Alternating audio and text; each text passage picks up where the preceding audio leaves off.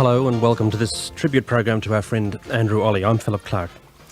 Andrew died peacefully late yesterday after collapsing last Friday with an inoperable brain tumour. Andrew was a fine and decent man. He was a great journalist. He was a great bloke. He was my friend and he was yours too. We're going to miss him. We're dedicating this program to his memory. We'll look back at some of the many memorable moments in his career, and I'll talk to some of the people who knew Andrew best. Andrew had a long and illustrious career as a radio and television journalist. He rose to national prominence with Four Corners, and he made his radio debut in 1987 when he joined 2BL to present a half-hour daily morning program at 8:30, a half-hour that quickly grew to an hour and a half. This was Andrew's time in the morning. As a journalist, politics was part of it. Politics was Andrew's first love. He was in the thick of political brawls all of his broadcasting career, at all levels, federal, state and local. If there was a fight on, Andrew was interested. Peter Luck joins me on the line this morning. Peter, good morning. Morning, Philip. Very sad morning for all of us, Peter, and I know you've been very close to Andrew over the years, and particularly with him over the last few days. How are you feeling this morning? Well, strangely relieved, because we wanted him to slip away, to be honest. Philip, with such catastrophic injuries, there was no way he'd come back with a mind. It's a mighty mind, and we didn't want to see that mind come back diminished, let alone totally incapacitated. And he was in a sweet sleep anyway, and all we've been able to do is sort of stroked his hand, I suppose, but a sort of relief, given the circumstances. Yeah. How long have you known Andrew? I mean, your association's been... We go back, our first contact, if you like, goes back to the TDT days, the This Day Tonight days, and we used to see this cool, handsome young man coming down the line from Queensland, and he seemed to be doing a bit more solid stuff than we were, sort of bit sort of sheepish about that. And of course, we're now listening to what's happening south of the border, but up there the stench of corruption was equally malodorous, and for more so, and ran right through the system. And there was this young man in his mid-20s, calmly sort of eviscerating all that stuff. So he made a big impression on us, and then I later had a lot of direct contact with Andrew. We worked together in the start of the 80s on Sunday. He was my star reporter when I was the executive producer of Sunday for a couple of years. And he always made me nervous because he was always doing something, pretty very firm but fair, as Andrew always was. My first story was getting stuck into the cigarette advertisers who were supporting Kerry Packer's cricket, sticking up the network's biggest sponsors on the first program. So I said, "Thanks a lot, mate." He sort of looked at me with that way. It made you feel quite small. He didn't have to say anything. He just sort of looked at you with that quizzical, bemused look, with a frown. And I said, "All right, mate, it's all right. Okay. Do what you think's right." Yeah. He was, he's very passionate, actually. And, we've sort of, in some ways, we give an impression of a very controlled, almost benign person, and but he loved to drink, and as Mike Carr said, he'd been carried out feet first from a few parties we can recall, but he had a very even-handed approach when it came to the business. And when I really think about it, we had lots and lots of talks with Andrew in many areas and situations, from Sydney to Moscow, and I wouldn't know which way he voted. Yeah. And I think that's a triumph, really, for a journo to keep your own prejudices and passions to yourself, regardless of how strong they are. And he always gave everyone a hearing, regardless of what side, even the most obvious villain. I think he was controlled and calm with. Yeah, no, I'm sure that's right. Peter, thanks for that. And everyone, I think, feels that they have some connection with him. Callers this morning, and I appreciate this. Even those who didn't know him felt that they knew him, and it was right to feel that way. As I said before, Andrew's presence on air was not different from the Andrew that we knew as well, those who worked closely with him. Paul Murphy joins me on the line as well. Paul, long-time friend of Andrew's. Paul, good morning. Good morning, Philip, and may I just quickly say, and of course what Peter Luck's just said, totally sums up, this beautiful man. Above all else that I remember about Andrew Olle is that he just got on with it. I came back from Papua New Guinea in 1981 some story I was doing up there with John Hagan, the cameraman, in the Davis' film, and we actually got back to the Gore Hill studio, the Tower Block, as it's still called, at about 1 in the morning. Guess who was there? Andrew Olle, with lots of scrunched up pieces of paper on the floor in the days of typewriters, agonising over page 5. I'm so glad that Hagan and I found him then, and we talked to him. We said, look, honestly, mate, go home. I mean, you really, this can be done tomorrow morning, and, whatever that power, that line, that word that you're striving for is, can be found tomorrow morning. I mean, he agonised. He agonised over everything, every question, every word, and that's what made him so enormously good. Yeah, no, he was. Paul, thanks for that. We've, I remember playing a round of golf with Andrew too long ago now. We hadn't much time for it this year, and he seemed to have things on his mind. I said, Andrew, what are you worried about? He said, I'm just worried about the consistency of my program. I said, Andrew, this is one of the most consistently good radio programs that I've heard. I know, he said, but his brow creased, and that expression, familiar to you all, I know, appeared on his face, and he says, I know, but it's not consistent enough. He was a person who always strove for excellence. John Howard, the leader of the opposition, knew Andrew well. He has to catch a plane, but fortunately we've been able to catch him on the line. Mr. Howard, good morning. Good morning, Philip. How are you? I'm well as can be on a morning like this. It's difficult for all of us here, for everyone who knew Andrew, and of course you did and admired him. Well, I knew him professionally. He interviewed me a lot. He was a good interviewer. I remember back in 1987 when some of my troubles inside the coalition were emerging, which all seems in the dim distant past now, but I went on a Four Corners program, and Andrew's opening question was simply, it's not going too well, Mr. Howard, is it?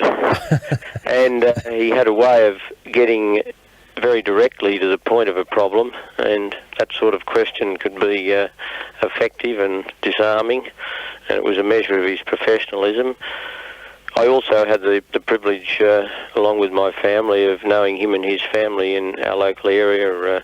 Our children attended the same schools for a number of years at primary level, and two of our sons played in the local soccer team, and I have many vivid and pleasant recollections of him on cold Saturday mornings cheering his son on the sideline. That was a part of his life that was very precious to him.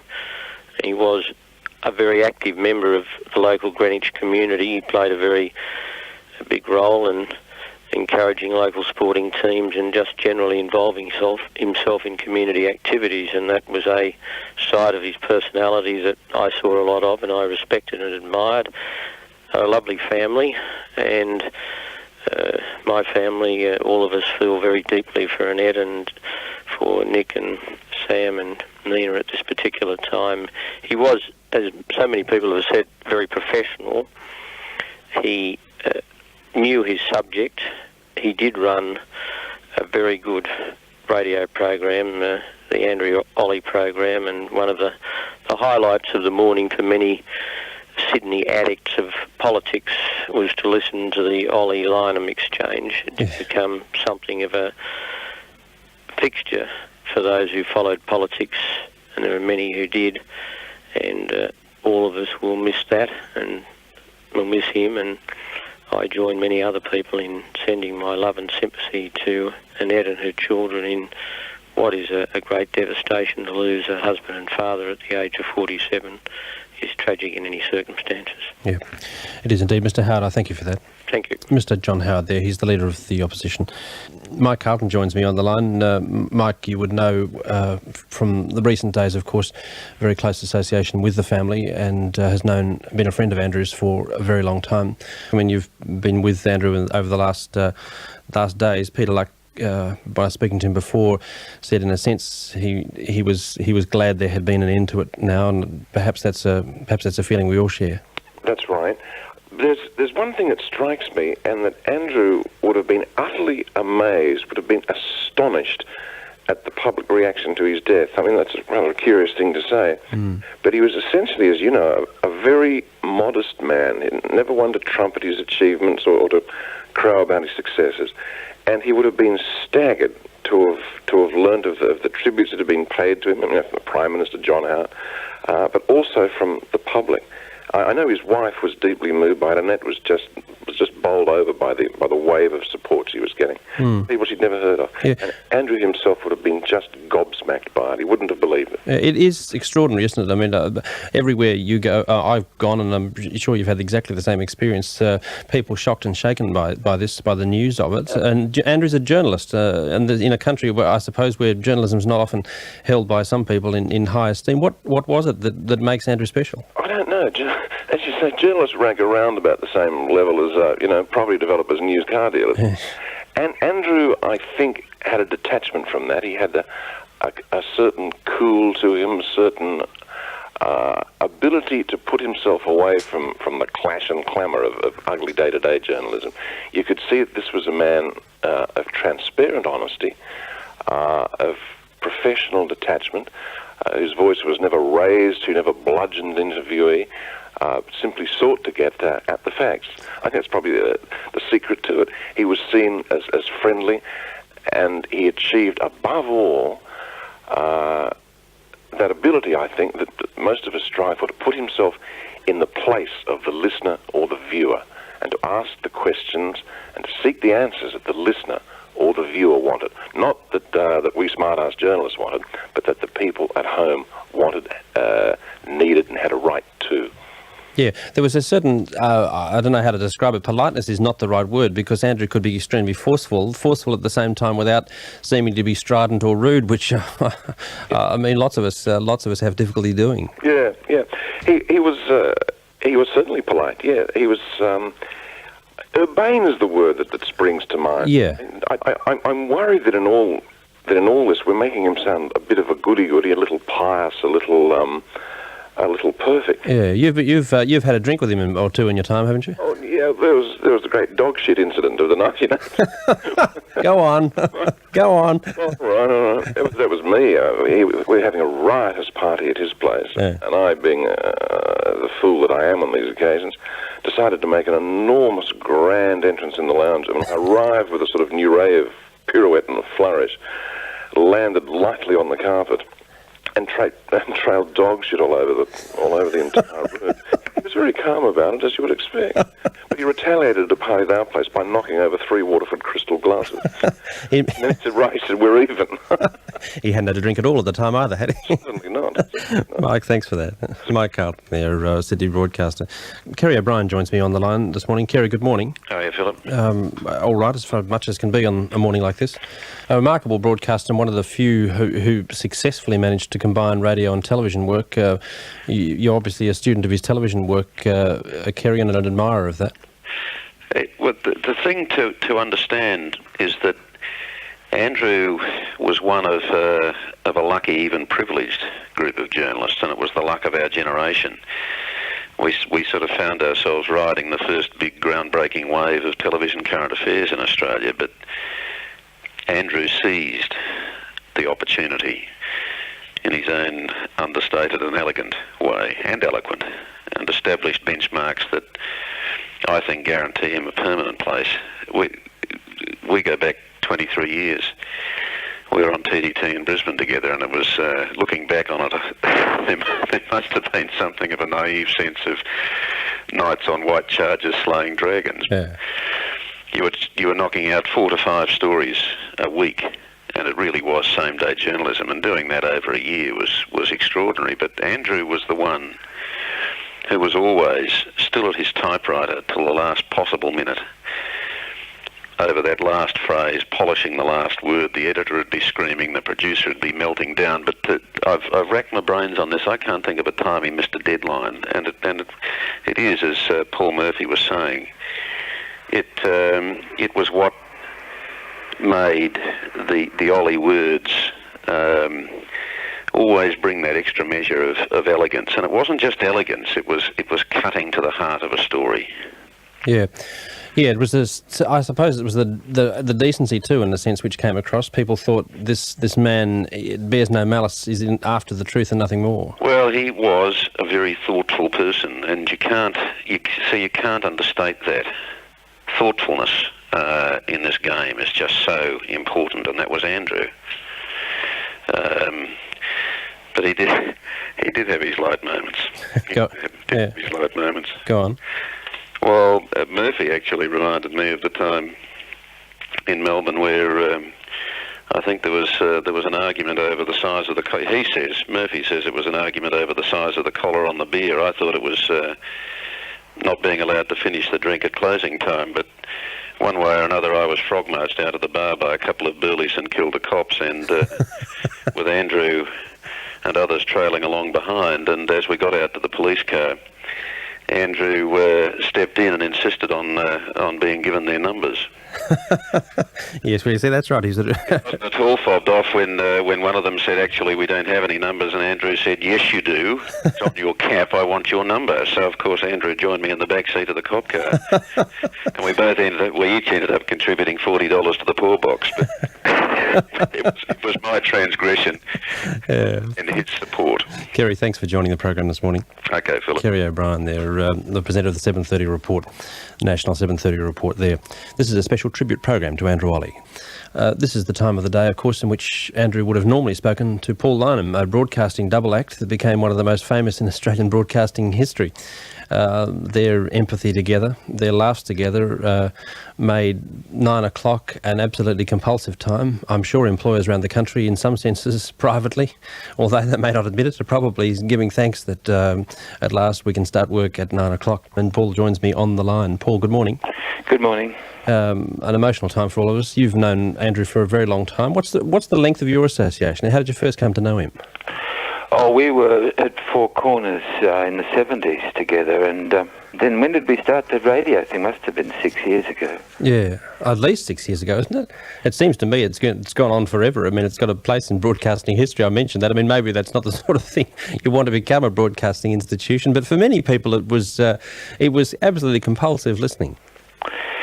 Well, part of it stemmed from the fact that we'd always have a good old chat from about 7:45. Andrew would give me a ring.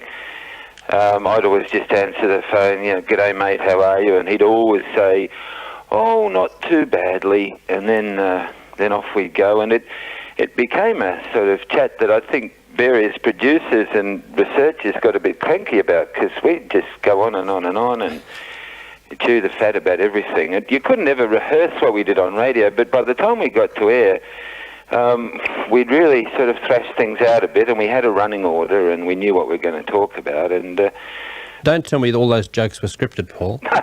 Well, I wish they could have been. No, I mean, there would have been more of them. They would have been better. But it was just a time to just have a chat with your mate, basically. Yeah.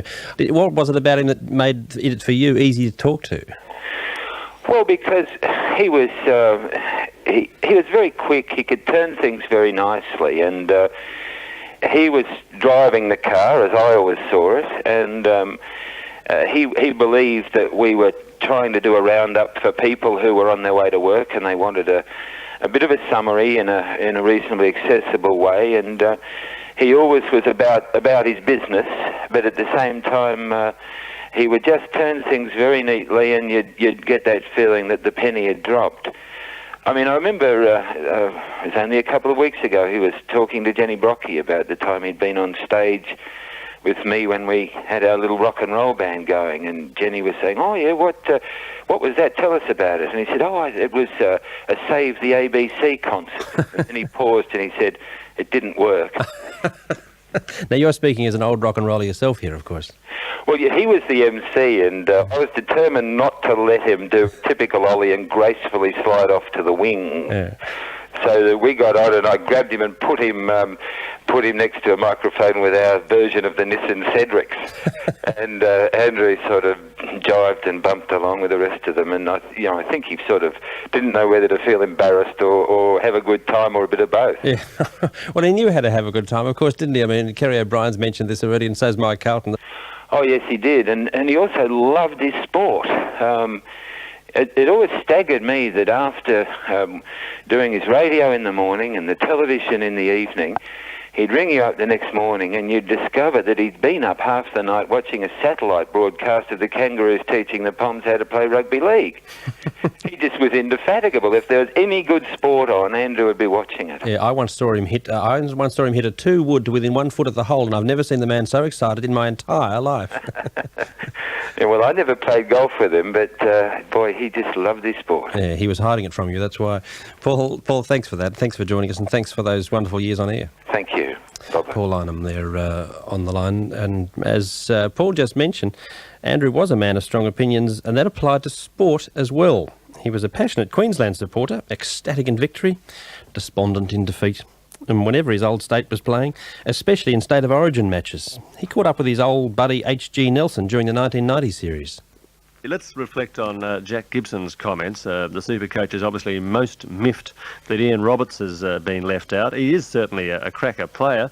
I'm wondering if you think that the selectors can possibly justify putting in Buttick's Sirinen ahead of Ian Roberts. Yes, well, you know, you've got to understand Jack's role in all of this, Andrew. Goes back, of course, to the feud, the imbroglio, the furore that's been going on between Don Furner and Jack Gibson now for many years. It's spilled out of a selection meeting that I was at the other night into the corridors. There were fisticuffs.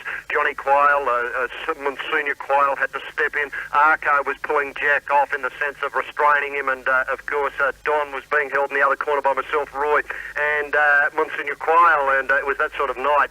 And of course this selection table, I mean, they basically get a dartboard up and put a lot of players' names in there, normally taken out of the players' listings in the Sydney Morning Herald, and they just throw darts at them. And eventually they got a team to play last night against the Maroons, and I understand the Artie Bootson led Brains Trust with Dud Beatty at the helm north of the border does much the same. And so when they come together, they have a lot of teams there and play a lot of darts, and that seems to me how they've selected this lot. But the French better look out. I think the French should be eating croissants when the whistle goes at kick-off at Parks, 3 p.m. on the big night day. There's a lot of whinging in New South Wales this morning, though, over the exclusion of their skipper, Benny Elias. But they're just one-eyed Blues supporters, aren't they? Didn't Kerrod Walters, well, he's all over him in 2 head-to-head contests they've had? Well, indeed, Andrew. But the name that I want to raise in terms of, being the first person to be penciled in is Dale Shearer. Now, I know everybody who saw that game last night was just enchanted by Dale Shearer's play. I've never seen a player, make so many crucial errors at the most telling points of the game. Look, I'm going to stop you there, HG, because I happen to have just with me here a small portion of your call of last night's game, which captures a lot of the flavour and excitement and some of the appalling errors made by the aforementioned Dale Shearer. Here we go. Beautiful work, Shearer. Marvellous work from Shearer. He's a percentage player, isn't he? I'd be first picked in my team any time there was a pick-up game round at your place or my place before lunch on a Sunday, Roy. Yes, beautiful bit of work. If he's not going the thumb, he's dropping the pill. He's the sort of player Jack Gibson would love to have playing for the Blues. And for Australia, Ricky Stewart gets the ball now, decides to run in his own. Thinks he can play. Well, indeed, Dale Shearer is playing for the Australian team. A strange selection, you'd have to say, after last night's performance, HG. But what about on the other wing? How does Mickey O'Connor get into the squad? Well, I mean, I understand what happens is in the rooms, I'm only privileged to the New South Wales and Queensland selection teams. When it gets up to the Australian teams, there's a lot of what we call in the cattle caper horse trading.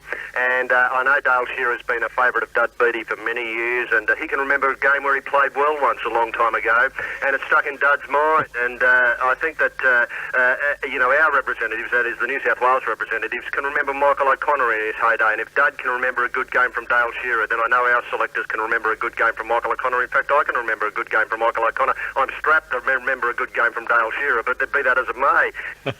I can't top that. HG, thank you very much for, yet again, your very sane observations, both on the night and reflecting the morning after. Delighted I could contribute in some small way, Andrew. Thank you, HG. HG Nelson on the line there, and a very shrewd judge of the game he is. Andrew indulging his love of sport, those who observed his election night broadcasts, and election night broadcasts without Andrew Olle are hardly going to be the same. Say that he loved them partly because he saw them as great sporting contests.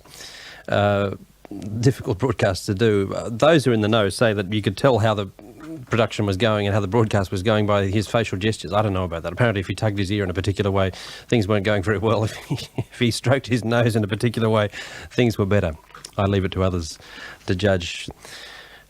Joining me in the studio is Margaret Throsby, a broadcaster who you'll all know, and one who knew Andrew over many years. Margaret, welcome to the studio. Hi there, Welcome Philip. to the program. How are you feeling this morning? Oh, well, I feel shattered. I think that shattered and devastated is the word to describe, and I feel very tearful, so if I don't get quite through this, you'll understand. But, coming through the doors of 2BL and not seeing the man striding around, that's the overriding feeling I have at this instant. I was just telling some of my erstwhile colleagues in 2BL outside that I suppose I was a bit of a mother hen in some regards, and I don't know, I think it was Kerry O'Brien who was saying before 9 o'clock that in the days of TDT, Andrew left it till the last minute. Well, he used to around here too, and I remember at 8:30 once I stood up and yelled over the petition, "Andrew, it's 8:30!" And I can't repeat exactly what he said to me, but he just striding into the studio. You were here, of course, in the morning. You were doing the morning program when Andrew arrived. I was indeed. To do radio. No, he'd not done it before. How did he perform? Well, he was brilliant from the beginning. There's an assumption that's often made that if you're good on one medium, you're good on another, and it isn't true. No. He was good on both.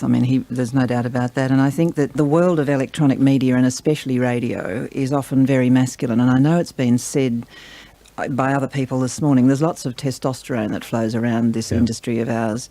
And I think Andrew stood apart in a quite remarkable way. And in a language that we understand today, I believe that Andrew was somebody who was in touch with the feminine side of his nature. He wasn't afraid to be gentle. I heard Brian John saying he was a man of grace under pressure. I would just say he was a man of enormous grace. And as you've pointed out, what powered him was his love of work. He loved his work. He loved his work. He was never happier than on election nights. And on a personal note, I'd just say that at a time of great difficulty in my professional life, he quietly went out of his way to be very supportive to me. He'd call me at night on the phone, that sort of thing. One final thing, he was a private man, and the greatest love of his life was his wife and kids. Yeah, I know it was. Margaret, thanks for that. The Director of Radio, Peter Loxton, is in our Canberra studios, and he's with us now. Peter, good morning.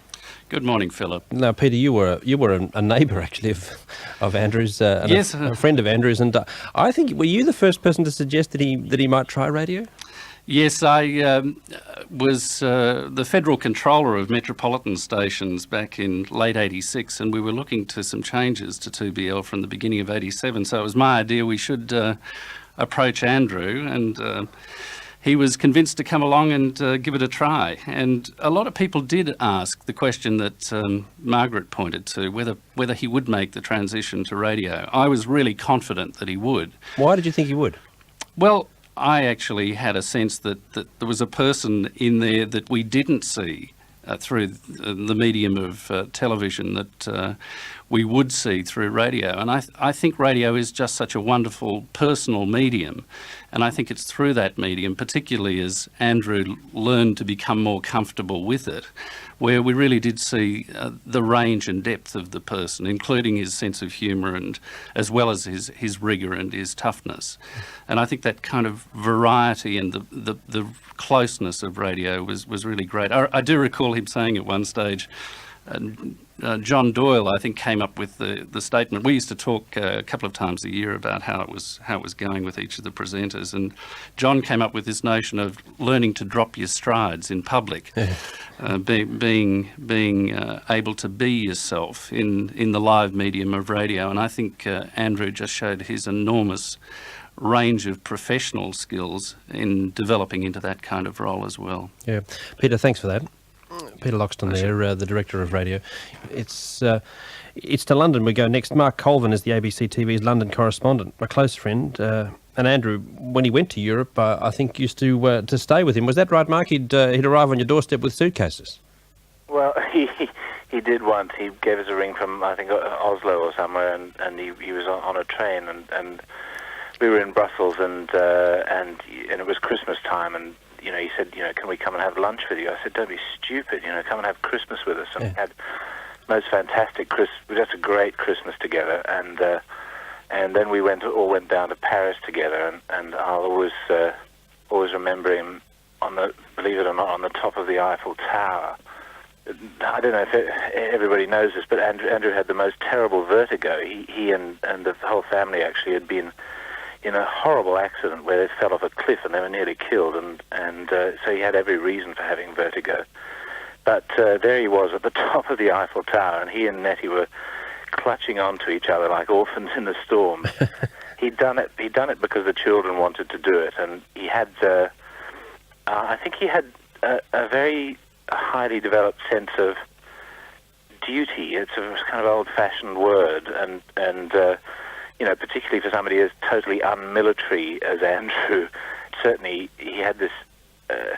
Nothing was too good for his family, and that's a symbol, if you like, in a sort of a way, that he was prepared to do something that utterly terrified him for his sons. Yeah, yes, that notion, and others have pointed to it. Peter Luck's written about it. I know the phrase that often occurs is old-fashioned, not in any derogatory way, in the sense that he did seem to embody values which I think many people would love to have lived up to, but often found difficult, and felt that Andrew did. One of them was loyalty, and his friendships were very deep, really. Mark, thanks for that. Mark Colvin there is the ABC TV's London correspondent on the line there from London. Chris Masters joins me on the line. Chris will be well known to all of you, of course, from his pioneering work on Four Corners, his terrific investigative journalism, the nation's premier television investigative journalist. Chris joins me this morning. Chris, good morning. Good morning, Phil. A sad morning for all of us, and you, of course, had a long association with Andrew. Your feelings this morning? Very sad, very sad. I was there last night and spent some time with Nettie, and I knew that waking up this morning was going to be the hardest morning of the year, really, because it was the first morning we'd wake up without Andrew. He's been a great and good friend to me for a long time. My very first memory of Andrew was an act of kindness. I'd come down from Queensland anxious for a job in Sydney, and I needed a job because my daughter was very sick in the children's hospital, and I had no credentials, and I went along into that brutal world of television, sort of begging for a job over there at Gore Hill, and got a very, very poor reception. And this heavyweight journalist, sort of standing in the corner, watched this and saw my misery, and came over and put his arm around my shoulder and asked me about coming down from Queensland and what he could do for me. That was actually the very first time I met him. I do remember that act of kindness. I reminded of him. He'd forgotten about it, of course, but then we got to know each other quite well at Four Corners and at a Big Country. We worked there too. I used to go to the football with him, go to the movies with him. I can remember standing in the foyer at the movies, and people would come up to us and start talking to Andrew. He had that welcoming presence that, of course, they had no idea that he had no idea who they were. Yeah. They presumed he knew them as they knew him. Andrew didn't actually have a big opinion of himself, and I think that was great in his broadcasting too. That he had the courage to be himself and to show his weaknesses. I mean, as journalists, we delve for that when we talk to other people. We're sort of desperate for them to be themselves, but we often forget to be ourselves. It does take some courage. Yeah, it does indeed. Chris, thanks for that. Thank you. Chris Masters there on the line. It's Wednesday, it's the 13th of December. This is a special tribute program to Andrew Olle, whom, as you know by now, died peacefully at the Royal North Shore Hospital yesterday following an inoperable brain tumour from which he collapsed last Friday. All the time Andrew was doing, of course, this radio program at this time of the day, he was still involved with Four Corners for much of his time on radio, and some of the material at Four Corners was some of the most controversial material ever broadcast.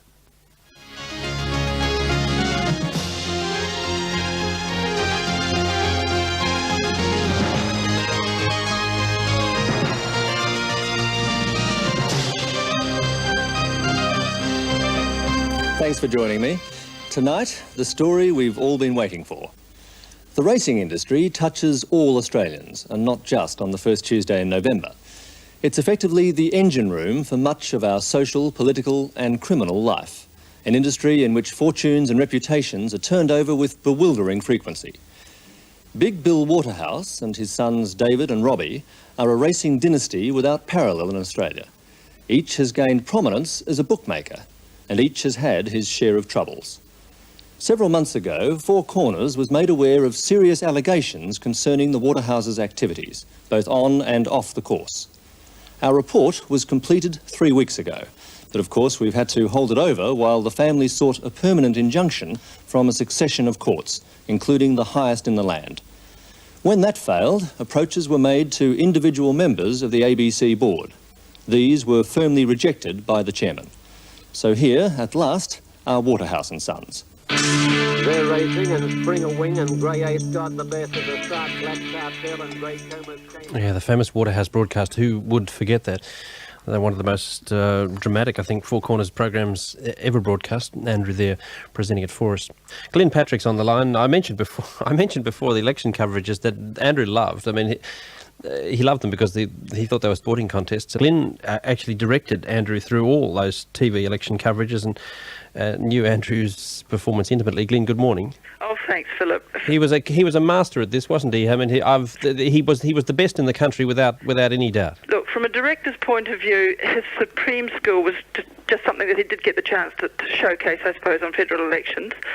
In 1990, Andrew anchored the telecast for 7 hours straight, and almost as long in 93, without so much as a commercial break.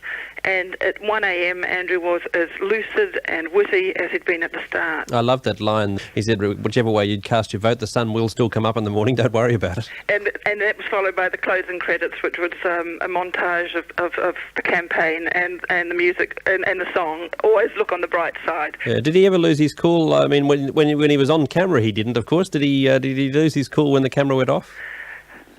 I can't really recall. I mean, it was a very subtle, there might be a look or a sense of, just a sense of disappointment perhaps if something had gone wrong. And he was so passionate about detail and preparation, and that professionalism commanded a respect and meant that usually he brought out the best in all those that worked with him, the studio crews, the editors, the floor managers, the directors, and no one dared to disappoint him, no one wanted to let him down. He was brilliant on television, and whether it was the tense political one-on-one or managing and controlling a studio or a hall packed with a couple of hundred people for the big Four Corners debate, which was a sort of intellectual crowd control, I suppose. He was just terrific, and as a director, you're privileged to develop a rapport in that sort of support role, which is just so very special. You mentioned his body language, which could tell you so much about his performance and the way the interview was going for him. You'd get these subconscious clues. I mean, just a fleeting look, the flare of the nostrils, or a tweak of his earlobe, and you knew that he was on tough ground, and then the quizzical eyebrow or the lopsided grin gave you that sense that everything was utterly under control and going his way. Yeah, I know. Well, we're going to miss it. Glenn, thanks for that. Glenn Patrick there, who directed Andrew through much of those federal election broadcasts, which were tours de force for broadcasting in this country. Directing him at Four Corners, of course, and also at the 7:30 report was Mandy Hasler, and she joins me on the line this morning. Mandy, good morning. Good morning. Glenn says he was unflappable most of the time. Did he ever boot the rubbish bin? Metaphorically, perhaps. She's quite right. You know that there'd be a flaring of the nostrils, and you just knew that while he appreciated the efforts, that he didn't feel we'd quite got where he'd wanted to go. I mean, really a giant in journalism. Actually, it was interesting to hear Margaret Crosby talking about the amount of testosterone that is ambient in broadcasting, and I think it's a credit to Andrew that he could sit comfortably in one of the Four Corners debates on feminism, surrounded by female crew, director, large audience of women, and the feminists who were taking part in the debate. He managed to sit in there without putting the sisterhood's teeth on edge. Quite comfortable in that role. I'm sure. I discussed this with him once. He was described, I think, in a magazine interview as a thinking woman's crumpet at one stage, and a line which I'm sure he mightn't have entirely appreciated or quite understood. Although, I suppose that's one of the things I just loved working with Andrew, that whimsical sense of humour and that drollery. probably radio listeners will remember a couple of years ago when he was interviewing an English filmmaker who'd made a film called Dick about penises, and the filmmaker had actually appeared in the film himself. And Andrew, in his intro, God, I rocked when I heard this on the radio. In the intro, he said, well, of course, there's another great English filmmaker who was known for his cameo appearances in his films, but I suppose in your case it's more a case of witchcock. Just rocked, because I thought that's so Andrew, using that fabulous intelligence and just turning it in another way. Yeah, lovely. Thanks, Mandy. I mentioned before, Paul Murphy mentioned before John Hagan and his association with Andrew over the years. John Hagan joins me on the line now. John is a cinecamera operator and worked with Andrew for many years. When was it, John? On Nationwide, was it? Yes, Philip. First of all on Nationwide, and then Four Corners, and then in the latter times, the 7:30 report. I remember once we went to Wilcannia to do a story on racism, and he tried to convince this couple for a week to appear on a camera, and they wouldn't, and he spoke to them, and he drank with them, and he had dinner with them, and we shot the rest of the story, and we'd packed up, and one thing a crew hates doing is packing the car up, and then the reporter saying, I just got one more interview or one more shot. And as we were all about to drive back to Broken Hill, Andrew said, get the camera out, they're going to do it. And this couple opened up, and it made a great story, a good story, great. And one thing about Olle, I heard Les Wasley, another cameraman, early this morning, and he said that Olle respected you, and we certainly respected him. Yeah, that's right. It's an industry in which those who don't show respect for the cameraman do so at their peril, isn't it, John? Well, so I'm told. Crews sort of have three requirements for a reporter. Respect, respect and respect. Yeah, but this is not necessarily in that order. One, that the reporter know what they want to do. Two, they carry a tripod. And three, they buy us a beer. And Olle certainly excelled in all of these. I can see what got him out of TV, the expense, John. That's right, mate. Good on you, John. Thanks for that. Okay, bye-bye. John Hagan there. Jenny Brockie, of course, worked with Andrew over at Gore Hill and television, of course, most recently here at 2BL as well. And you were saying, Jenny, that Andrew said to you when you were thinking of coming here, he said, come, it's a good place. He did, and he said, he was very funny actually. He said to me, oh, look, you'll love it, Jen. You know, it's you're a bit of a control freak like me. You know, you'll love radio. It's a great medium. I've known him since 1979, and the thing that I keep thinking about, and just hearing John Hagan then, who's an old mate too, I keep thinking about my early days there at Nationwide in 1979, and I was terrified, Philip. You know, I was a young journalist. I was in with these big fish who'd been on TDT, and that was a bit of a sort of, you know, thing in itself. And I remember Andrew was the one. He was the one who took me under his wing, you know, and who'd come very quietly over and say, how are you going? And, you know, do you want me to have a look at your script? And he was so generous with his help to people like me and Mark Colvin, who's another old mate. We were all together during that period. Yeah. Yeah, I know. I mean, I've certainly had the benefit of it myself. When I began here, he said a number of very kind and supportive things to me, which, as you know, in this business, can mean volumes. If someone just says to you once, look, it's all right, you know, well, you're doing all right. My first year here wouldn't... you know, him being here has been so important. You know, it's so strange to sit in this chair this morning, because I normally sit in this chair and talk to Andrew, and you know, there'd be a piece of music on or something, and he'd say, how's the show looking? And I'd say, oh, you know, we're a bit worried about whether we're going to get this person or that person. And he'd say, oh, it'll be all right, Jen, don't worry, Jen, you know. And just having him there, having an old mate around was you know, terribly, terribly important. Yeah, we sure are going to miss him. Thanks, Jenny. Jenny Brockie there. I mentioned Andrew was best man at Stuart Goodman's wedding, and I think is that right? The ABC sent me to Brisbane as a specialist trainee in 1973, and that's where I met Andrew. Oh yeah. And we kind of just became mates. And it's interesting, you played that little Waterhouse clip from Four Corners. Yeah. But in those days, like in the early 70s, the media didn't pay too much, and Andrew and I were always broke. And I can remember once, Andrew was a bit of a punter, and he wasn't bad at it either. And once Nettie had left us with Nick to look after, and he was only about 9 months old, and Andrew and I sort of, his eyes lit up, and we thought, we'll get down to the tab and see if we can get a quid. And we were standing in the tab, both hopeless punters, me nursing Nick, 9 months old, and suddenly there was this hideous smell, and I was covered. And Andrew looked at me, and he looked at little Nick, and we looked at the tab board, and there was a horse called Nick O'Shat. We went plonk. We put everything on this horse, and it nearly got run over by the ambulance. I must say thank you, Stuart. I was unaware of Andrew's career as a punter. Well, but I'm now beginning to realise why I didn't hear about it.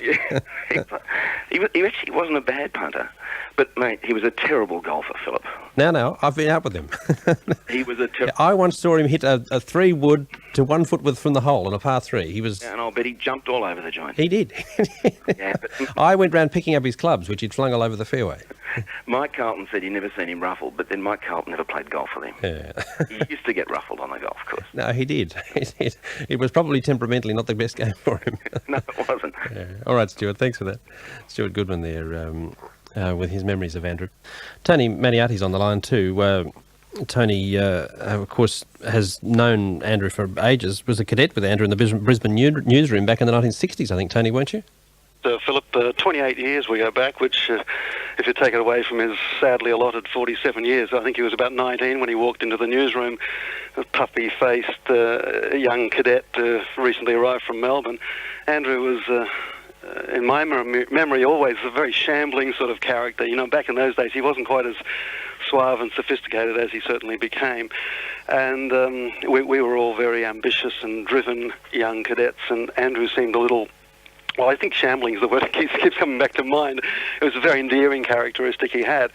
But I've been thinking back, of course, over the last few days about all those years together early on in Brisbane, and I've pinpointed the exact moment when Andrew became the man who was, you know, we were to know and love as a great journalist. One morning, of course, back in those days, as you'd know, ABC journalists were never allowed near a microphone, let alone to read the news. You know, that was left to the James Dibbles of the world. And Drew was doing a morning shift, chasing fire engines and whatever, and the newsreader failed to turn up, and quick as a flash, Drew grabbed the bulletin, ran in and read the news. You know, here is the ABC News read by Andrew Olle. Absolute sacrilege. But from that moment on, we all realised that we were just journos, and this guy was going to become a broadcaster. And it was the measure of Andrew, too, that... you know, he loved the microphone, and the microphone loved him. I mean, he did have one of the 2 or 3 great broadcast voices in Australia, and it's a terrible tragedy that we're not going to see that wonderfully crinky eyebrow and that rather sad-looking face again, and that smile, don't you think? Smile, and we hear that great voice again, and it's a terrible tragedy for us, and of course for Nettie and the kids. Yeah. All right, Tony. Thanks for that, Tony Maniati there, long-time associate of Andrew's. Knew him back in the early days. Graham Davis worked with him at Channel 9 on the Sunday program. Graham, good morning. Yeah, hi Philip, how are you? I'm well. To your memories of him at Sunday, it was his only foray into commercial television. He was there for, 3 years? Yeah, it would have been about 3 years. He was one of the founding reporters, and then he went off in about 1985 to Front Four Corners. But it's interesting, Philip, Tony Manatti just now describing Andrew as shambling. You know, it's set off a memory in my mind as well. I mean, he was a man of extraordinary polish, of great humour and style, and a journalist and broadcaster of great flair and integrity. And he was a hero to me, and I'm sure he was to many in television. I thought he was a dashing, rather romantic figure, and I'll never forget him. I mean, he really lived up to that old maxim of the business, you know, to get it first and get it right. I mean, to be wrong for Andrew was the worst professional sin anyone could commit. And I hope that in all that's being said about him today, the truth is told about the intensity of his own quest in this area. I mean, a lot of producers and researchers over the years copped the Olle rage, you know, for not living up to his own high standards. I mean, it really hurt him to be wrong about things, and sometimes alarmingly so for people who worked with him, because, you know, he'd brood over these lapses for ages, but it wasn't just for his own sake that, you know, that he did this. He really felt that he'd let the public down when these mishaps occurred, and, you know, that they trusted him to be right and to be fair and all those high-minded kind of things many people give lip service to in this business, but that he really lives. And I think people trusted him.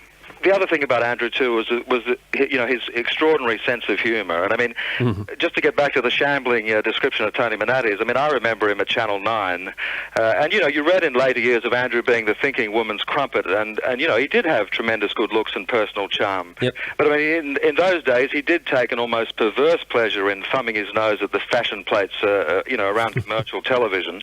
I mean, he'd pad about in battered corduroys and thick, rather dated black shoes, and just throw on the same dark jacket for every interview. But I don't know. A lot of his friends will remember the Carr. Now that really embodied his own very personal protest about the conspicuous consumption all around him at Channel 9 in the 80s. Yeah, tell me about it. Well, he had a totally decrepit Volvo from the 60s that he refused to get rid of, and it's funny. I can just picture in my mind's eye right now this regal but rather down at heel looking figure, eyes set firmly ahead, trying to coax this appalling piece of junk up our Tarman Road and just making it up the hill. It's not the despite all of our entreaties, he stuck by that car until they simply refused to register it again. And in a way, that was kind of Andrew. He did that with his friends. I mean, nobody was really recycled. I mean, he was incredibly loyal, even to people who I must say, didn't deserve it. And, it was just like his loyalty to that bloody Volvo that we all remember. Thanks, Graham. It's not the sort of commercial TV look I know that you often associate. Let's quickly talk to Peter Hiscock too, who was with him during his years at Sunday. Hi, Peter. Hi, Philip. How are you? Did you ever have a ride in that Volvo? I did many times, actually. The back seat was quite appalling, but it was always an interesting ride with Andrew, one way or another. Yeah, it's. It was a brief foray into commercial television. Did he enjoy the experience? Very much so. I think he set a new trend there. Really, he was desperate to get into the story. Stories drove everything really for him. And although I work with him mostly at a nationwide program at the ABC, and I can remember many stories there really. And he was just as dedicated. There at the time, I remember we were chasing Robert Trimble in Griffith, and we arrived at a farmhouse there, and there were a lot of very angry dogs out the front, I remember, and I thought, well, this is where we turn back and go home and say we've given it our best shot, but in the end he just strolled straight past and got an interview and actually stayed for lunch, which was quite a feat in itself. He was fearless at all times. Peter, thanks for that. Absolutely. Yeah, good on you. Thanks for that. Okay. Peter Hiscock there. Andrew loved music, all kinds of music, in some in particular. It's a Mary Black song, the Irish singer, which particularly caught his interest.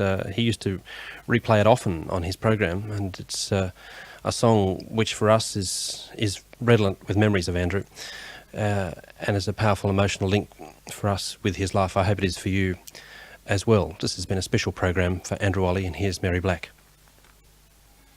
Farewell, my lovely Johnny, 1,000 times adieu.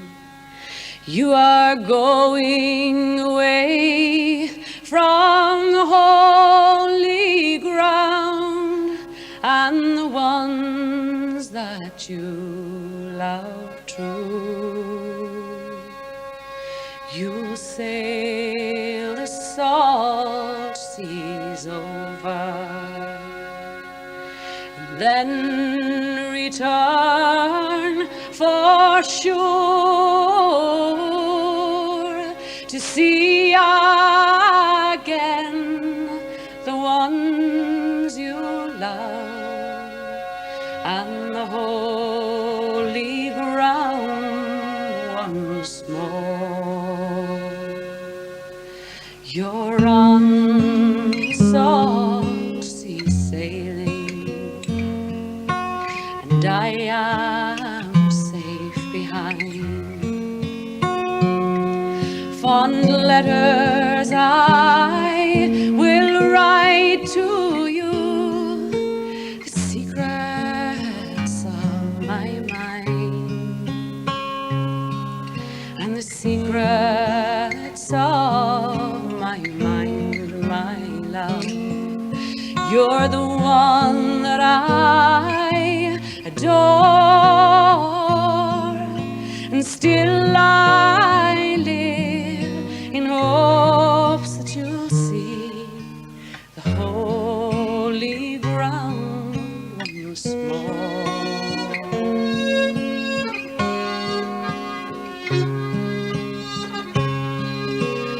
see the storm arising, and it's coming quick and soon, and the night so dark and cloudy you can scarcely see the moon, and the secrets of my mind, my love, you're the one that I adore, and still I live in hopes you'll see the holy ground once more.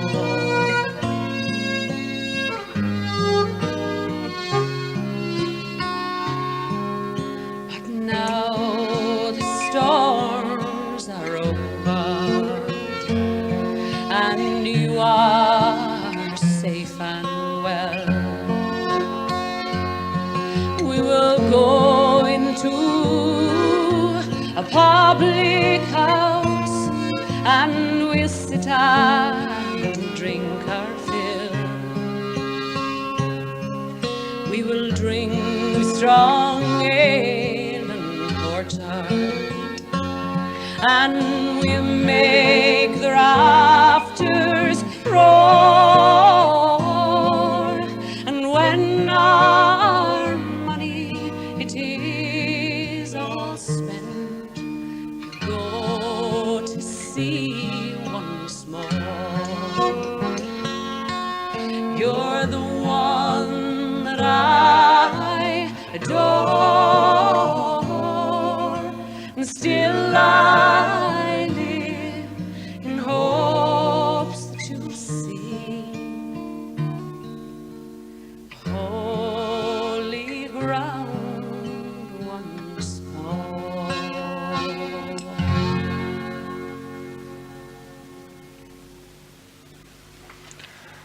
Wow, that was truly beautiful, Mary. Gentlemen, thank you. It was fantastic.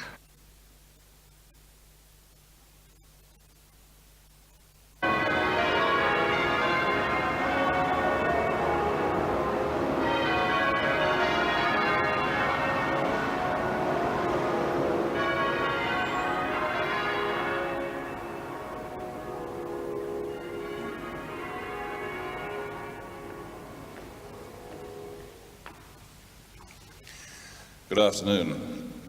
My name is Mike Carlton.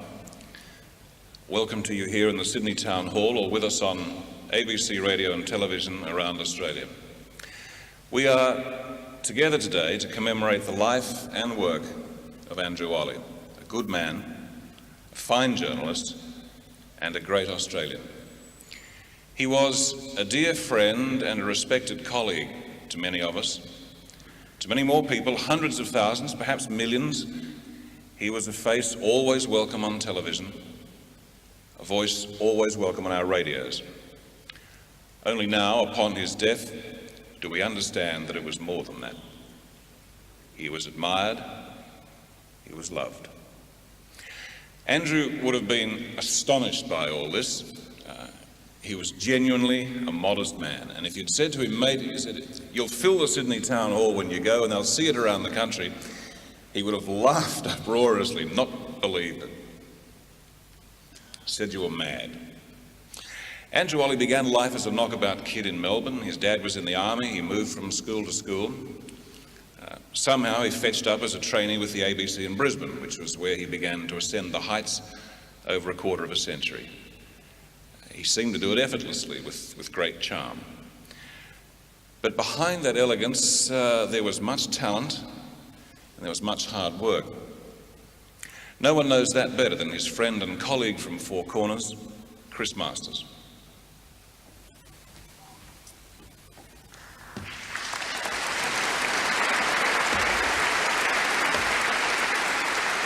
Thank you, Mike. Thank you. I remember the first lesson of this business Andrew taught me. He said, we don't often enough ask the simplest question, of all in our interviewing, the question, why? He said it's a question that gets to the heart of the subject. It's the question the listener would ask. It's a question that gives the interviewer the unselfish corner of the stage. It was typical of Olle. Now the question comes back, why? Why Olle, and not one of the self-important, self-opinionated tub thumpers? At the hospital they said, there's one case like this every week. A long line of Australians die this way. Knowing Olle, he would not have expected exemption. The question again, why? Why does this man have so many friends? Mike Carlton, Peter Luck, and myself were at Andrew and Annette's son's Nick's 21st a few weeks back. We all spoke later of how grateful we were to be there, and we all remembered bleak times of our own when Andrew stood with us. So you'd be mad to let go of a friend like that, and we won't. Friendships can't be invented or manufactured, and as we've discovered, they can't be killed. Again, why? Why has there been such widespread grief for the death of this broadcaster? There would be others with larger salaries, egos and ratings whose loss, I doubt, would be so keenly felt. Annette says Andrew now would shrink in astonishment and embarrassment. I'm sure she's right. When there was an arranged publicity interview, he'd tell me, I never know what to say. My life is so ordinary. And there I believe we come close to the answer. The widespread grief, the acclamation comes because he did not expect it. These microphones have more than a technical sensitivity. The cameras see beyond the makeup. You were right to know Olle as a friend attentive to his responsibility to do his best for you. Though we sit in the shadow of St Andrew's Cathedral, this is not a deification. I've seen Andrew petulant and angry. He had the usual collection of frailty and regret, but he didn't use his strengths to hide his weaknesses. Olle, the journalist, fussed with the facts until the last moment. He worked hard to get the words and the feeling right. He was gifted in the art of getting people to be themselves, and he did not spare his skills on himself. In a business full of phonies, Olle was Olle. Our ratings tool, the people meter, is helpless to the task of measuring this loss. There are other measures beyond career. I've seen Andrew break free of the crush of a story to attend the family. More than once the phone rang, he would grab his keys, we then shout at the deadline to rush off to look for Rupert the dog. This shambling sheepdog had a habit of going on the rantan, to be lost in the sinful forests of the lower North Shore for nights on end. Olle and the dog had a talent for finding one another, and Rupert would be returned with a sheepish look I'm sure I've seen in Andrew. There are other measures in the way he hugged the kids and cared for Annette. He loved his work and his family. We know this loss reaches across the nation. The Sydney audience heard more of Olle through his radio program. In a city where we often don't know the names of the people next door, we knew Olle. He brought us together and to a subject with sense, sensitivity and respect. He's brought us together again today. We give him all our respect and all our love. And we give it to you too, Nick, Nina, Sam and Annette.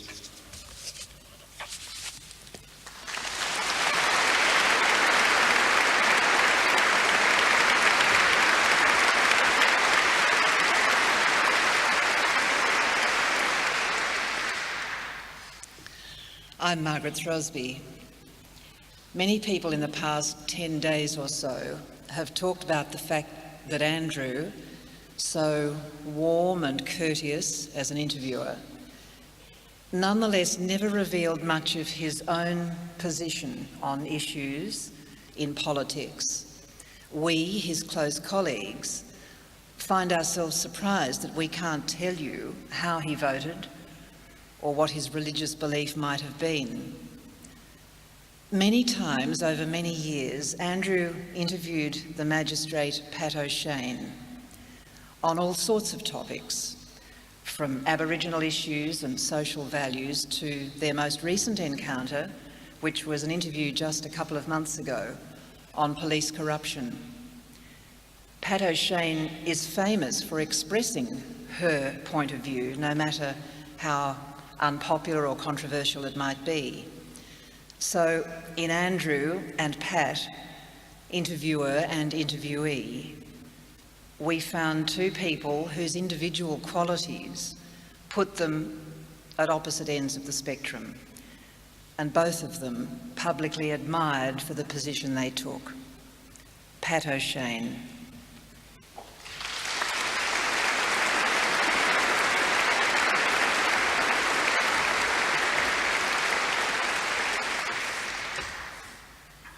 A few days ago, I was mightily offended by a journalist writing that the phenomenal, massive outpouring of public grief over the demise of Andrew might be an indication that journalism is becoming more socially accepted than surveys show it to have been. Nothing could have been further from the truth. The media in Australia rightly deserves the opprobrium that attaches to it. It is an institution which peddles sleaze and sensation. It demeans individuals. It depreciates society. It trades disinformation, and that at a slick, cynical, hard and careless level. It is essentially anti-democratic. Its practitioners are shallow, self-seeking, vainglorious. Everything that Andrew was and did was the antithesis of all that ugliness. In expressing our profound sorrow at his passing, we are rejecting that ugliness. We sorrow for the loss of another who held dear values of integrity, goodness and decency, intelligent critical analysis, the search for truth. He was warm, caring, concerned. If I had the opportunity to express these feelings to Andrew, he would probably give his quirky, lopsided grin, and his brow would knit just a little more in his perplexity, or perhaps it was embarrassment at my passion. When we chatted off air, Andrew would in fact often express his point of view on issues. But once we were on air, he was the total professional, maintaining his impartiality whilst retaining his characteristic warmth and connectedness. He would keep his cool, but he would never be cold. He might disagree, but he would never force his point of view. He might even perhaps dislike, but he was never discourteous or disrespectful. He engendered trust, and in all of my experience of him, and in my listening to him with others, never did he betray that trust. As so many people here and around Australia have said in the past 2 weeks, Andrew Olle was the ABC. It is a proper tribute to him that we establish a cadetship and dedicate a building in his honour. But may I say, our greatest remembrance of Andrew will be in our saving the ABC as an independent institution, properly funded by the federal government on behalf of the Australian people, in which others like Andrew can continue to uphold the values that made Andrew the person we all admired, respected and loved.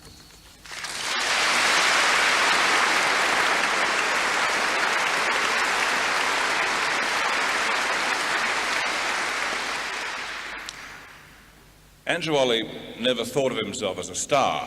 He was a working journalist, above all, a reporter. He felt privileged to be that. His job was to inquire, to observe, to tell, and to explain. He believed that truth could be found, or if not found, at least in the search for it was worthwhile. We recall that now in this videotape, which includes some other well-known media names and voices.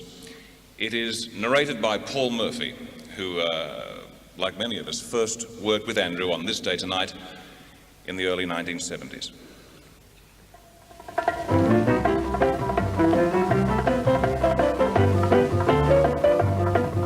The presenter of This Day Tonight, when Andrew joined us, was veteran broadcaster Bill Peach. Well, Andrew was one of the new faces of 1972 on This Day Tonight, along with Kerry O'Brien and Paul Murphy and Mike Carlton.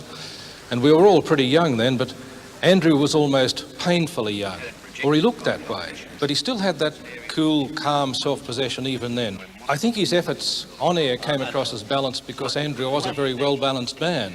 He gave people a fair go because he was a fair man. He was a fundamentally kind and decent man. That kindness and decency were backed right from the start by the ability to use words as a surgeon uses a scalpel. One of his most memorable stories for TDT was called simply Woodgeroo. It means place to defecate. When the white man built his hospital here, it became a place for a new society's effluent, the mentally sick.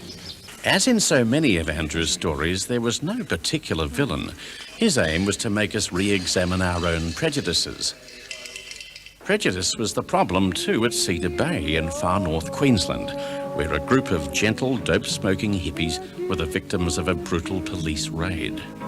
The police went up through the settlement and arrested a number of people.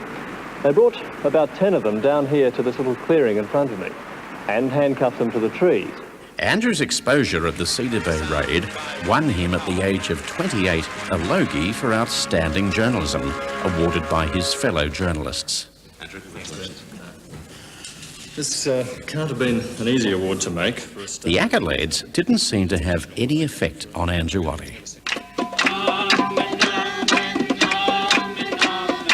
For This Day Tonight, and Four Corners and Nationwide, he got on with the job, revealing Australia to Australians, warts and all.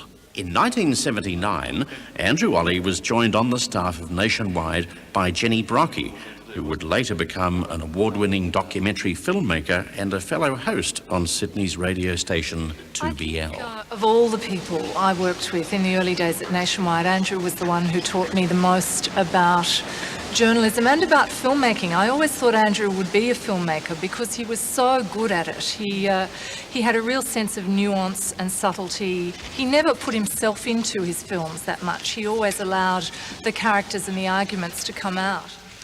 Those talents were displayed to the full in a series of lyrical films that Andrew made about the bush and bush people for the ABC's A Big Country. The kind of men Jeannie Gunn had to live with in the Never Never are still here. Men who turned their backs on the things of town life, like the company of women, and wary of women who strayed uninvited into their bush retreat. In 1981, for the first and only time in his career, Andrew left the ABC. He became senior reporter on Channel 9's new Sunday programme, hosted by Jim Whaley. He was decent, he was elegant, he was unassuming, he was terribly professional and polished, and some of his stories are just so memorable. Paul Alistair and Ross Dunn were passengers in a car they thought was bound for a house occupied by one Robert Cameron, the Australian Nazi leader. According to the Margies, all they had in mind was a graffiti raid, a little slogan painting. He was fastidious in his research, he was scrupulous in his attention to detail. He dug and dug and dug, he was tenacious, and it came out in all his stories. And in such sad circumstances as this, I hate to say it, but we tend to look at many people through rose-coloured glasses. And I sat there and I thought, there must be something that Andrew's done that he would regret. And in his time at Sunday, there was nothing. In 1985, Andrew rejoined the ABC as presenter of Four Corners. For a decade, he was the face and the voice of the ABC's flagship current affairs programme. Welcome to Four Corners. Within the next 12 months, and possibly a lot sooner, Time and again on Four Corners, Andrew demonstrated his consummate skill as a television interviewer, including some memorable encounters with old sparring partners from his Queensland days on TDT. And you know that things are moving fast. You know that our employment level is very high. It's So much Joe, higher. I don't. 51,000 new jobs created last year, far more than any other state. But Sir Joe, you have the highest unemployment of any state in the Commonwealth. Yes, we have, as you know, tens and tens of thousands of people on the dole who come up over here over the winter. You So take irresistible it right sunshine again at work, is it? Well, this is right, but Andrew, just the way you operate, I doubt whether you'll ever want to get back here. You seem so much at home down there in all the trouble and turmoil. It was on Four Corners that Andrew first became a nationally known figure. But only rarely did the public get a glimpse of the warm human being behind the reserved and polished television face. Had a terrific thing happen to me recently, actually. I got a phone call from a woman in Melbourne, and he rang up to say, Andrew Olle, yes, she said, would you like your teddy bear back? She said, you've forgotten, haven't you? We once slept together, and you left your teddy bear behind. Anyway, as the story gradually unfolded, we did indeed sleep together about 30 odd years ago. And I had, our parents had been friends, it turned out, and the bear had got left behind. Sure, we all believe that, don't we? And now on 2BL 702, here's Andrew Olle. It was as a daily presence on their radios that Sydney-siders really got to know Andrew Olle. And good morning, the morning after the great victory for Queensland in the Rugby League State of Origin clash fixture last night. For 7 years, he steered them through the morning traffic. And even though he persisted in supporting the wrong football team, thousands of them took him to their hearts. Queensland's win last night was in another category altogether, I think. It certainly was an answer to the prayers of Kenny Arthurson and John Quayle and, I guess, Kerry Packer too. The brilliance of Andrew Olle, who achieved so much in a life cut cruelly short. Andrew was one of the finest broadcasters Australia has ever seen. And if he had one flaw, it was that simply he didn't know how good he was. I've lost a very close personal friend, but Australia has lost one of its finest sons.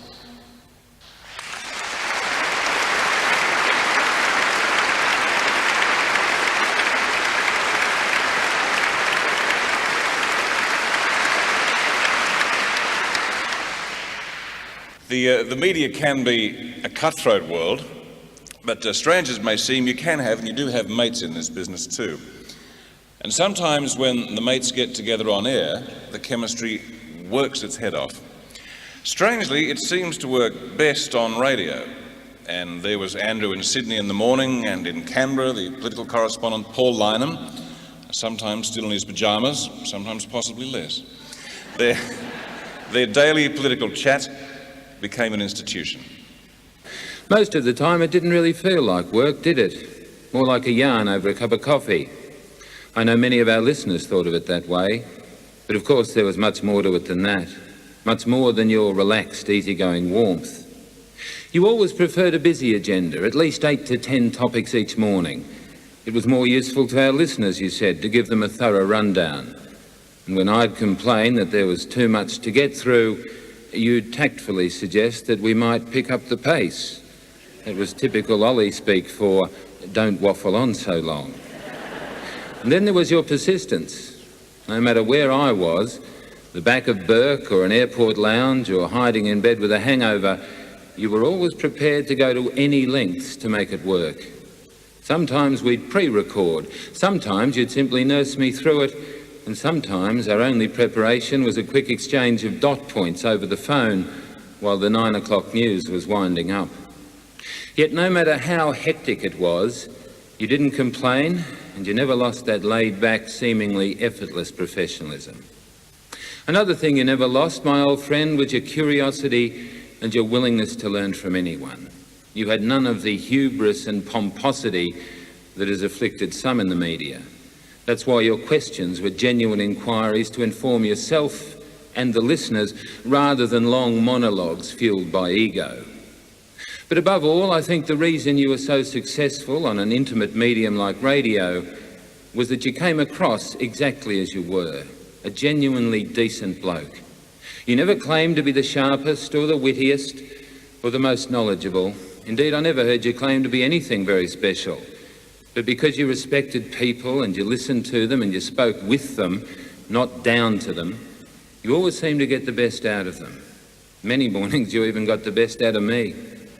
Someone once wrote that you played the schoolmaster while I was the larrikin. At times, perhaps that was true.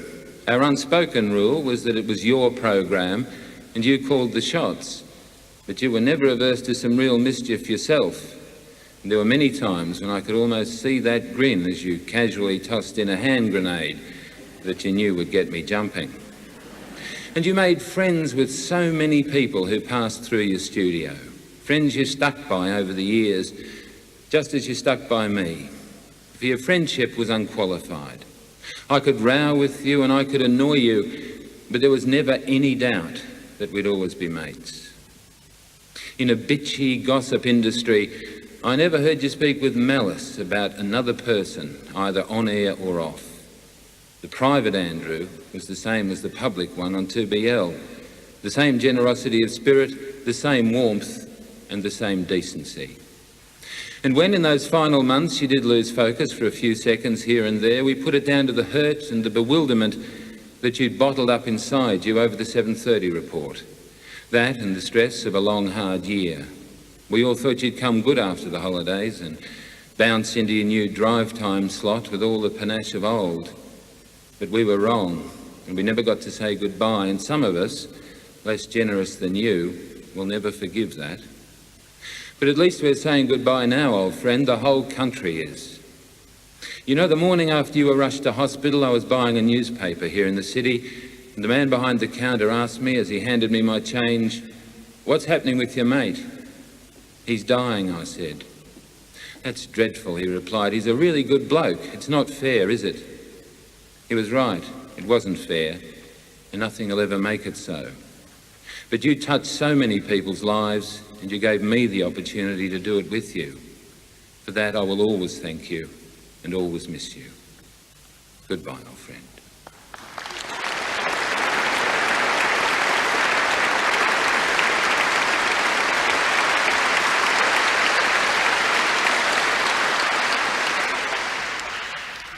Many of us who were friends of Andrew grew up with him in the late 60s and 70s on the ABC TV current affairs program, This Day Tonight. Australian television had seen nothing like that show, and it perhaps never has again, perhaps never will again. TDT took no prisoners. There was some great reporting. In hindsight, there was also some lousy reporting that I'd rather not think of, but it was raw, it was vibrant, iconoclastic, trailblazing. It horrified the ABC management and the political establishment of the day. Thank heavens. One of the original This Day Tonight reporters was Andrew's great friend, Peter Luck.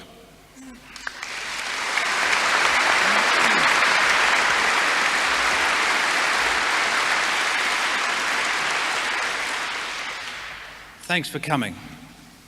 I know some of you have come a long way with some difficulty. It's exactly a week almost to the minute since I spoke at Andrew's funeral, and I cried a lot watching him die. But now in the past week I've become a journalist again, and journalists, as you know, are professional cynics. And I started to wonder, whether we'd made too much of this man, all this. Was he really that special? I mean, this wasn't Albert Schweitzer, this wasn't Mother Teresa. This was just a journo. Sure, he was a great mate to me, but I didn't really know, what was he like to the rest of the world and people at large? Was I lionising him just that too much? But I've come to the conclusion, I think we've all come to the conclusion, that he's actually more special than any of us thought. There's a sort of jigsaw that's been coming together, and there's all these disparate elements from, well, indeed all over the country and all over the world that are sort of slotting together and reinforcing that notion of what a decent man he was. A bit old-fashioned, perhaps. I said he's a sort of champion bloke, and it's an old-fashioned phrase out of the 30s, but it sort of summed Andrew up, I think, pretty well. And these jigsaw pieces come together and we get more and more stories of acts of kindness, even people close to me, and Chris Masters and I and Andrew and Mike and others have sat around and gotten the Terps together, and we've never known some of the stories, how we each got involved with Andrew, and Chris was involved. The very first encounter was an act of kindness from Andrew, and I said, well, that's strange, because it was an act of kindness that brought Andrew and I so close together, a very precious thing that it's too personal and private to even talk about. But there are other people who've obviously been touched in the same way, so I felt much more confident about making and having this for Andrew, these linkages, this jigsaw coming together in a sort of torrent of emotion and love. I've written a lot about Andrew in the press recently, and I've said that it's rare for a nation to mourn a journalist. Usually journalists have to become Prime Minister to be mourned like this, and we've had a few journos that did become Prime Minister from Deakin on. It's an unusual thing, and we may not even see it in our time again. I could tell you 1,000 good things about Andrew, but I wouldn't get through it. Scores of people have stopped me in the street and my own street at home and knocked on the door even to tell me about Andrew, and they've written to me, and they've even on Channel 7, and it's funny because Andrew was never on Channel 7, but they see me as a conduit to Annette and the kids and people in general, and I'm very proud of that. A lot of things have been said to me, a lot of nice things, but one that particularly stands out was a woman who came up to me and she said, you know, he was good for you people in the media, wasn't he? And I said, well, yeah, he was, but exactly what do you mean? She said, well, he gave you a touch of class, sort of made you lift your game a bit. And it's true.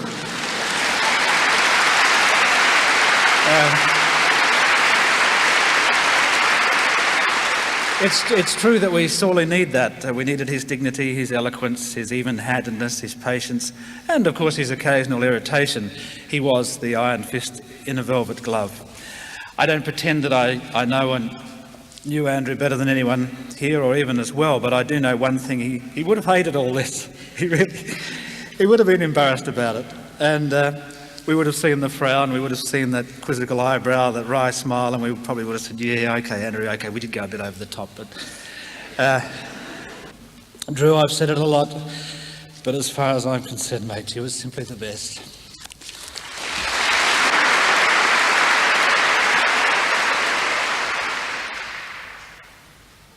The ABC network of overseas correspondents is feeling the loss no less than we are here at home. One of them is our European correspondent, or one of our European correspondents, a friend of Andrew's, Mark Colvin. His creation. Andrew rang me earlier this year, not long after the death of the comedian Peter Cook, and I told him one of Cook's jokes, a cartoon in fact, the one about two men standing in a bar and one saying, "I'm writing a novel," and the other says, "Neither am I." Andrew laughed at that, a laugh of recognition, I think, because both of us were neither am I kind of people in that sense. Andrew didn't even read novels very much, but he was passionate about the creative arts. He loved poetry, music, painting, theatre and film. You could tell when he interviewed artists on the radio, easily for me among his very best work. There was a special questing curiosity about those interviews, and we talked about it a few times.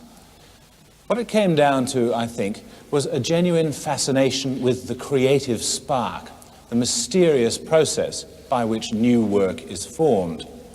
The curious thing is that for Andrew, this was a genuine mystery. He really felt that for mere journalists like ourselves, this was too deep to fathom. Yet I believe that Andrew Olle was an intensely creative spirit. Certainly if genius, as they say, is the infinite capacity for taking pains, then all of us who were maddened by Andrew's tireless perfectionism would recognize that. But what he left behind was a body of work in the most temporary of mediums, which yet lives on in our minds. Andrew was wrong to think of himself just as an interpreter, just as an observer. I say he was a maker. And I say we should celebrate his life and work in that light.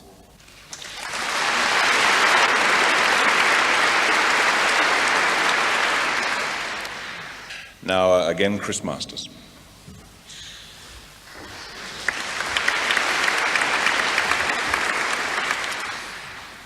The Olle family has asked me to say a few words from them to you. I'm quoting. Our husband and father, Andrew Olle, saw himself as a journalist with a job to do. Yet the public response to his death has been quite overwhelming. People around Australia have sent messages of goodwill and paid compliments to his work far beyond anything we could have imagined. Andrew himself would never have expected it and would have been amazed and humbled by it. This kindness has been deeply moving for us, but also of enormous support at this time. Please allow us to thank everyone who's offered sympathy and good wishes, from Mrs. Annette Olle, Nick, Sam and Nina Olle.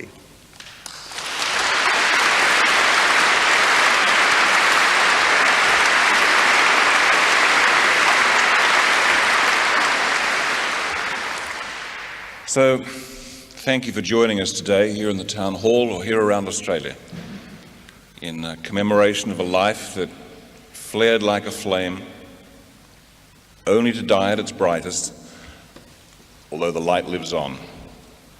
And from Australia, we say thank you, Andrew, and goodbye.